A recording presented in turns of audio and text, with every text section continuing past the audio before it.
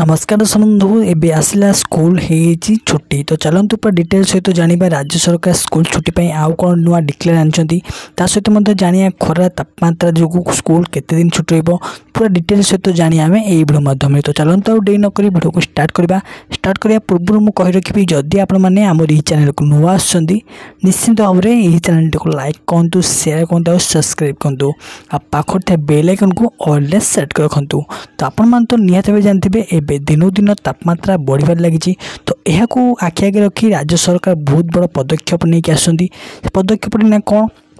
ना तापमान जानते ऑलरेडी एबे स्कूल छुट्टी दिया सैले तो स्कूल छुट्टी दिया सर राज्य सरकार आउ एक बड़ अपडेट आनी से अपडेट हूँ